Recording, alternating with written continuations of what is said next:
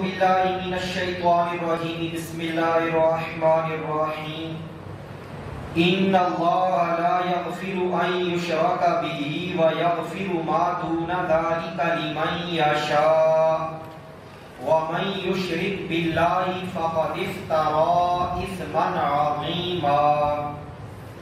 ترجمہ: ان اللہ بے شک اللہ تعالی لا یغفر نہیں بخشتا ان یشرکا کہ شرک کیا جائے بھی اس کے ساتھ، ویغفر اور وہ بخش دیتا ہے ما دون ذالک جو اس کے علاوہ ہے، لمن یشاء جس کو چاہتا ہے، ومن اور جو شخص یشرک شریک ٹھہرائے باللہ اللہ کے ساتھ، فقد تو تحقیق افترا اس نے باندھا اثما عظیما بڑا گناہ۔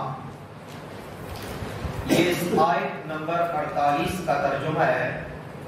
اس سے پہلے گزشتہ کئی آیات میں یہود و نصارہ کی سازشیں، ان کی خرابیوں اور ان کی گستاخیوں کا بیان تھا۔ کل کے درس کی آیت میں ہم نے پڑھا کہ یہود و نصارہ کو دعوت ایمان دی گئی اور نہ ماننے کی صورت میں اللہ رب العزت نے انہیں عذاب کی دھمکی دی کہ تمہاری شکلیں بگاڑ سکتے ہیں اور تم پر اسی طرح لعنت کر سکتے ہیں جس طرح ہفتے والوں پر لعنت کی، جس کا بیان کل تفصیل سے ہو چکا ہے۔ چونکہ عرب کا معاشرہ اکثریتی اعتبار سے شرکیہ معاشرہ تھا، بت پرست معاشرہ تھا۔ لوگوں نے 360 بت بنا رکھے تھے، بارش کا، دھوپ کا، روزی کا، ہر قسم کے معاملات میں ایک الگ الگ ان کا بت تھا۔ یہود و نصارہ کے جو آسمانی مذاہب تھے ان کا بھی حلیہ بگڑ چکا تھا، آسمانی کتابوں میں تحریف کی جا چکی تھی اور شرک ان میں بھی گھس چکا تھا۔ نعوذ باللہ حضرت عیسیٰ علیہ السلام کو اللہ کا بیٹا مان کر عیسائیوں نے شرک کیا اور یہودیوں نے حضرت عزیر علیہ السلام کو اللہ کا بیٹا مان کر شرک کیا۔ قرآن نے اس کی طرف اشارہ کیا، وقالت اليہود عزیر ابن اللہ وقالت النصارى المسیح ابن اللہ۔ یہودیوں کا دعویٰ کہ حضرت عزیر اللہ کے بیٹے، عیسائیوں کا دعویٰ کہ حضرت عیسیٰ اللہ کے بیٹے۔ تو شرک چونکہ عام ہو چکا تھا تو اس حوالے سے یہاں اس آیت میں اللہ رب العزت نے شرک کے حوالے سے اپنا ایک قانون اور اپنا ایک ضابطہ بیان کیا، اور وہ ضابطہ یہ ہے کہ اللہ رب العزت شرک کرنے کو تو کسی بھی حال میں معاف نہیں کرے گا۔ شرک کے علاوہ جو گناہ ہیں ان میں معافی کی گنجائش ہے، چاہے تو اللہ رب العزت سزا دینے کے بعد معاف کرے یا سزا دیے بغیر اپنے فضل سے معاف کر دے، لیکن شرک کی کوئی معافی نہیں۔ شرک اتنا بڑا جرم ہے کہ تمام انبیاء علیہ السلام نے اپنی امتوں کو خالص توحید کی دعوت دیتے ہوئے شرک سے بچنے کی تلقین کی۔ قرآن پاک نے کہا ان الشرک لظلم عظیم، کہ ظلم کی کئی صورتیں ہو سکتی ہیں، لیکن ظلم کی تمام صورتوں میں ظلم کی جو سب سے بڑی صورت ہے وہ اللہ رب العزت کے ساتھ شرک کرنا ہے۔ نبی صلی اللہ علیہ وسلم نے بھی مختلف احادیث کے ذریعے اپنی امت کو شرک سے بچنے کی تلقین کی۔ مثلا حضرت عبادہ بن صامت رضی اللہ تعالی عنہ کی روایت ہے کہ نبی صلی اللہ علیہ وسلم نے مجھے 7 نصیحتیں فرمائیں، 7 طرح کی وصیتیں کی، اور ان میں پہلی وصیت حضور علیہ السلام کی یہ تھی کہ لا تشرک باللہ، اللہ کے ساتھ شرک نہ کرنا، اللہ کی ذات اور صفات میں کسی اور کو شریک نہ ٹھہرانا۔ وَإِن قُتِلْتُمْ أَوْ حُرِّقْتُمْ أَوْ صُلِبْتُمْ، چاہے تمہارے ٹکڑے ٹکڑے کر کے تمہیں قتل کر دیا جائے، تمہیں آگ میں جلا کے راکھ کر دیا جائے، یا تمہیں سولی چڑھا دیا جائے۔ اب یہ تینوں شکلیں اذیت کی شکلیں ہیں، سزا کی بدترین شکلیں ہیں۔ کہ کسی کو یوں قتل کیا جائے کہ اس کے جسم کی بوٹی بوٹی الگ کر دی جائے، یا اسے آگ میں ڈال کے جلا کے راکھ کر دیا جائے، یا اسے سولی پہ چڑھا دیا جائے، نبی علیہ السلام فرما رہے ہیں کہ اگر اللہ کی توحید کی راہ میں تمہارا یہ حشر بھی کر دیا جائے پھر بھی تم نے کسی حال میں اللہ کے ساتھ شریک نہیں ٹھہرانا۔ اور حضرت عبداللہ بن مسعود رضی اللہ تعالی عنہما کی روایت ہے، یہ فرماتے ہیں کہ میں نے نبی صلی اللہ علیہ وسلم سے پوچھا کہ ایُّ الذنب اعظم عند اللہ، اللہ کے نزدیک گناہوں میں سب سے بڑا گناہ کیا ہے؟ تو حضور علیہ السلام نے مجھے فرمایا کہ ان تجعل للہ ندا وہو خلقک، سب سے بڑا گناہ یہ ہے کہ تو اللہ کے ساتھ کسی اور کو شریک بنا لے حالانکہ اسی اللہ نے تجھے پیدا کیا ہے۔ کبیرہ گناہوں میں سب سے بڑا گناہ حضور علیہ السلام بتا رہے ہیں کہ وہ شرک ہے۔ اسی طرح حضرت معاذ بن جبل رضی اللہ تعالی عنہ کی روایت ہے، یہ فرماتے ہیں کہ میں حضور صلی اللہ علیہ وسلم کے ساتھ سواری پر سوار تھا، حضور علیہ السلام نے مجھے مخاطب کیا اور فرمایا کہ یا معاذ اتدری ما حق اللہ تعالی علی العباد، کہ کیا تم جانتے ہو کہ بندوں پر اللہ کا کیا حق ہے؟ تو میں نے کہا اللہ و رسولہ اعلم، اللہ اور اس کے نبی زیادہ جانتے ہیں۔ تو حضور علیہ السلام نے فرمایا ان یعبدوہ ولا یشرکوا بہ شیئا، بندوں پر اللہ کا یہ حق ہے کہ بندے اللہ ہی کی عبادت کریں اور اللہ کے ساتھ کسی اور کو شریک نہ ٹھہرائیں۔ پھر حضور علیہ السلام نے فرمایا یا معاذ اتدری ما حقهم علیہ اذا فعلوا ذلک، کیا تمہیں پتہ ہے کہ جب بندے یہ کام کر لیں کہ عبادت بھی اللہ کی کریں شرک بھی اللہ کے ساتھ نہ کریں تو پھر اللہ پر بندوں کا کیا حق ہے؟ تو میں نے کہا آپ بتا دیجئے۔ تو حضور علیہ السلام نے فرمایا کہ پھر یہ حق ہے کہ اللہ یعذبہم، کہ اللہ اپنے بندوں کو عذاب نہ دے۔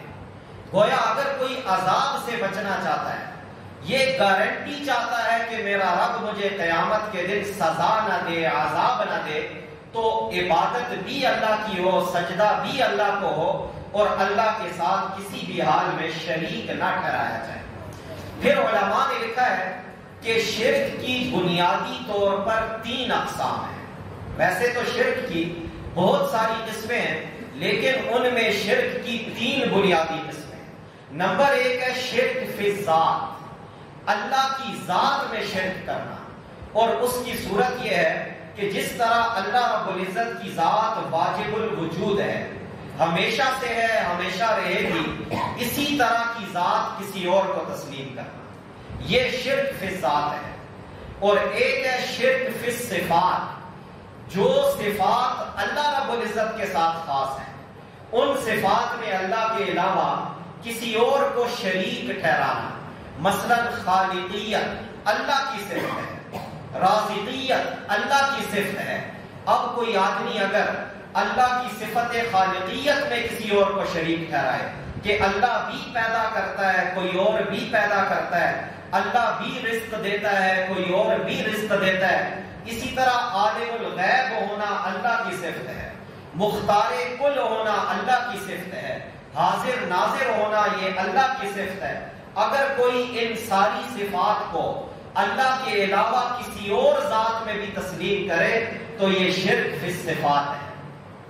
اور شرک کی تیسری قسم ہے شرک فی الافعال، اللہ کے افعال میں کسی اور کو شریک کرنا، مثلا کہ عزت دینا ذلت دینا اللہ کے اختیار میں ہے اور یہ بندہ یوں مانے کہ عزت اور ذلت اللہ کے علاوہ کوئی اور بھی دے سکتا ہے، بیماری صحت دینا اللہ کے اختیار میں ہے، کوئی یوں مانے کہ بیماری اور صحت اللہ کے علاوہ کوئی اور بھی دے سکتا ہے، تو یہ سب کا سب شرک ہے۔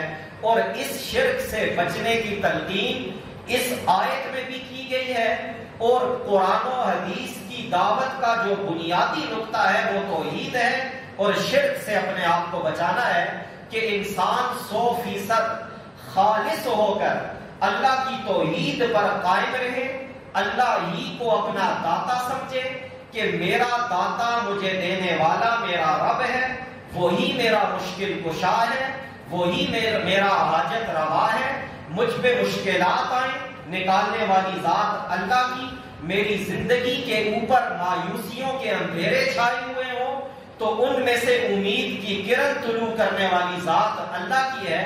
لہذا میں نے عبادت بھی اللہ کی کرنی ہے، سجدہ بھی اللہ کو کرنا ہے، اور اللہ ہی کے حضور دعا مانگ کے اپنی دنیا آخرت کے مسائل کو حل کروانا ہے. تو فرمایا کہ اللہ رب العزت لا یغفر ان یشرک بہ، اس بات کو تو اللہ معاف نہیں کرے گا کہ اس کے ساتھ کسی اور کو شریک ٹھہرایا جائے. وَيَغْفِرُ مَا دُونَ ذَلِكَ لِمَن يَشَاءُ، ہاں شرک کے علاوہ جو اور گناہ ہیں اگر اللہ چاہے گا اور جس کے لیے چاہے گا تو اللہ اس کو معاف کر سکتا ہے. مثلا کسی آدمی نے چوری کی ہو، اللہ قیامت کے دن چاہے تو معاف کر سکتا ہے. کوئی زانی ہو، اللہ قیامت کے دن چاہے تو اسے معاف کر سکتا ہے. قیامت کے دن کسی ظالم کو بھی اللہ یوں معاف کر سکتا ہے کہ مظلوم کو راضی کر دے اور ظالم کو جنت میں بھیج دے. قیامت کے دن اللہ قاتل کو بھی یوں معاف کر سکتا ہے کہ مقتول کو راضی کر دے اور قاتل کو بھی جنت میں بھیج دے. لیکن جو آدمی شرک کرتا رہا اور شرک ہی پر اس کی موت آئی، اس نے توبہ نہیں کی، تو اللہ فرماتے ہیں قیامت کے دن اس کی معافی کی کوئی گنجائش نہیں. آخر میں فرمایا وَمَن يُشْرِكْ بِاللَّهِ فَقَدِ افْتَرَىٰ إِثْمًا عَظِيمًا، کہ جس نے اللہ کے ساتھ شریک ٹھہرایا کسی اور کو تو اس نے بہت بڑا گناہ باندھا، اس نے بہت بڑا بہتان باندھا، بہت بڑا جھوٹ باندھا. کیونکہ اللہ کی ذات کے علاوہ کوئی اور ذات اللہ جیسی ہے ہی نہیں ہے، اور جو صفات اللہ کی ہیں یہ صفات اللہ کے علاوہ کسی اور میں ہو ہی نہیں سکتی.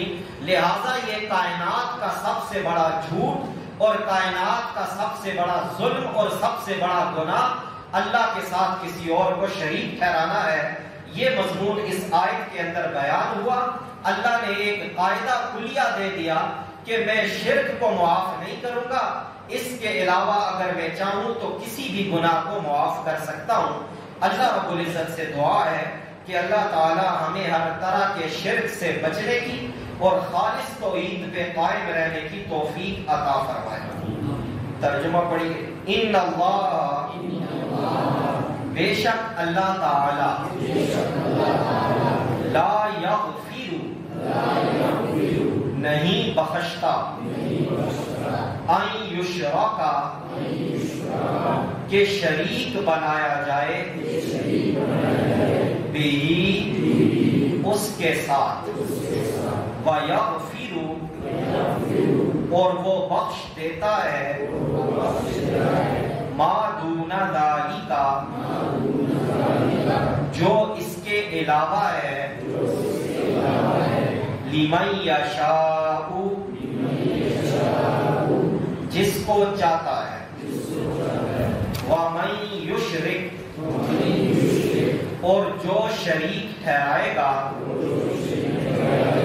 بِاللَّهِ، اللہ تعالی کے ساتھ، فَقَدِ افْتَرَىٰ، تو تحقیق اس نے باندھا، اثمًا عظیما، بڑا گناہ. آمین. اللہم انت السلام و منک السلام، تبارک ربنا و تعالیت یا ذا الجلال والاکرام. اے اللہ ہم سب کے صغیرہ کبیرہ گناہوں کو معاف فرما. اے اللہ ہر طرح کے شرک سے بچنے کی توفیق عطا فرما، خالص توحید پہ قائم رہنے کی اور توحید پہ ہی ہمیں موت آئے اس کی سعادت عطا فرما.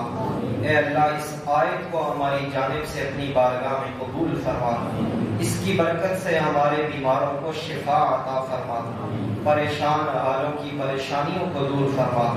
ان حاضرین مجلس کے دلوں میں جو مستقبل کے نیک ارادے ہیں، نیک خواہشات ہیں، تو انہیں پورا فرما. اے اللہ اس آیت کے ایک ایک حرف کا ثواب ہمارے فوت ہو جانے والے عزیزوں، رشتہ داروں، والدین، اساتذہ اور ساری امت مسلمہ کے مرحومین کو پہنچا۔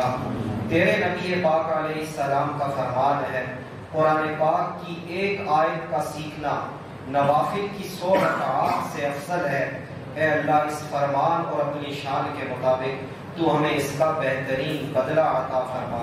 وآخر دعوانا الحمد للہ رب العالمین برحمتہ۔